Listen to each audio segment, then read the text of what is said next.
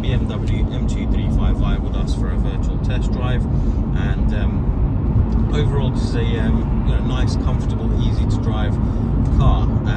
However, it is a very sporty car. It handles really well, and it's got plenty of power as well. Now, steering wheel side of things is very direct, gives you plenty of feedback, and especially when you move it into sport mode, it gets a little bit heavier as well. And obviously, especially if you take this car around, country roads and things like that to enjoy a little bit, it comes in very handy. Now, there's no tracking balancing issues or anything like that, as I mentioned, and in regards to the gearbox, you have a 6-speed manual gearbox. Now, some people prefer the automatic gearbox, however I personally think the manual gearbox is a lot more engaging.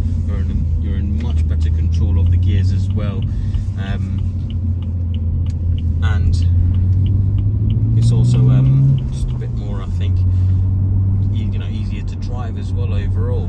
Now, with the gearbox side of things, the clutch is not too heavy, it's not too light. Having said that, BMW clutches generally are heavier than your average car that you might be used to, but like I said, for what it is, the clutch is absolutely on point. The gears go in and out with no problem whatsoever, and majority of the time with these gearboxes, you find that if they've been thrashed around, slammed into gear and stuff like that, over time they become very difficult to put it into gear.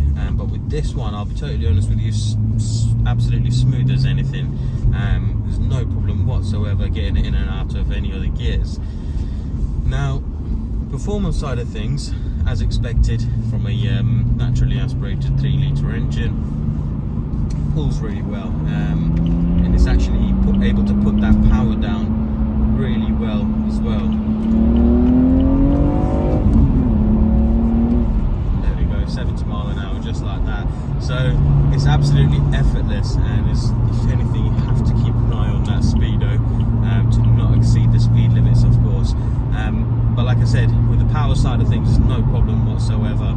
At any given moment, put your foot down. Even in 6th gear now, I've dropped down to 60 mile an hour. If I put my foot down, it just starts pulling. There we go, 70 mile an hour again.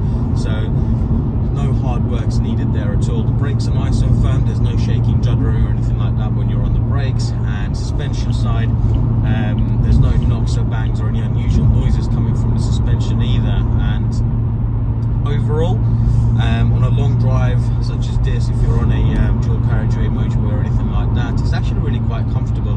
Obviously it's on the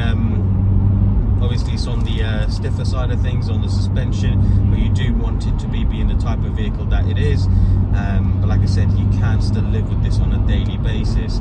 Overall, the car drives really well. If you're interested in it, head over to our website, carfirm.co.uk, where you can reserve the car with a fully refundable £100, and we will hold it for you for 7 days.